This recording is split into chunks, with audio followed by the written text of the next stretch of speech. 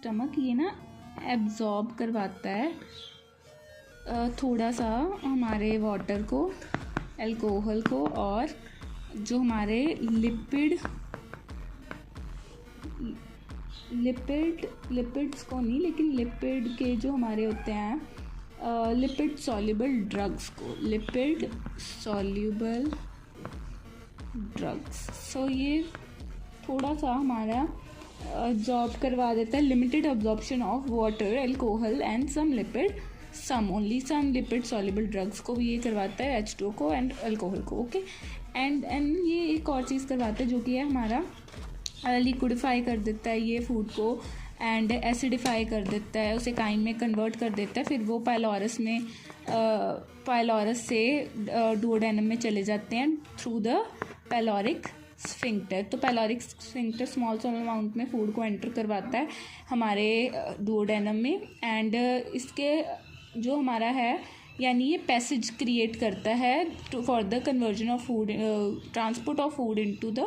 Duodenum through the pyloric sphincter, ठीक है। और बैकफ्लो को बचाने के लिए पैलोरिक स्फिंक्टर फूड को थोड़ा सा, जैसे फूड ऐसे सेंड करवाया उसके बाद क्लोज हो जाता है, फिर फूड जाता है क्लोज हो जाता है, ऐसे, ओके। एंड ये प्रिपरेशन करवाता है आयरन की एब्जॉर्प्शन के लिए। अब वो कैसे करवाता है ये, क्योंकि ये जो आयरन है, आयरन को सॉल्युबलाइज कर देता है, आयरन सॉल्ट्स को सॉल्युबलाइज करवा देता है। तो वो जब सॉल्युबलाइज होते हैं तो वो आगे जाके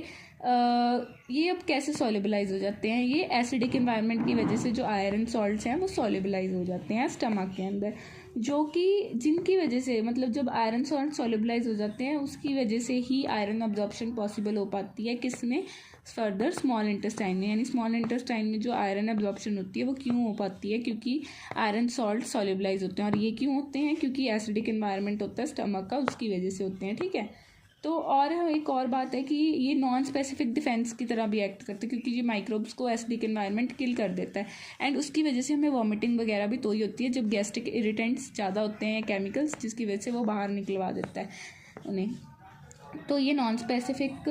डिफेंस मैकेनिज्म की तरह भी एक्ट करता है। और उसके बाद एक है हमारा कि ये पैरासिम्पथेटिक स्टिमुलेशन जो हमने पढ़ी वो सब भी, क्योंकि गैस्ट्रिक मोटिलिटी इंक्रीज़ करवाता है और वो सब, and regulation of the passage of the gastric contents into the duodenum, ये हमने पढ़ लिया कि पैसेज क्रिएट करवा देता है ताकि जो काइम है वो सफिशिएंटली एसिडिफाई और लिक्विफाई होके पाइलोरस से फोर्स डाउन होके थोड़े थोड़े पार्ट्स में गैस्ट्रिक कंटेंट जो है पैलोरिक स्फिंक्टर के थ्रू डुओडेनम में चला जाए, ये हमने पढ़ लिया। तो ये थे फंक्शंस ऑफ स्टमक, एंड इसी के साथ हमारा स्टमक वाला टॉपिक फिनिश।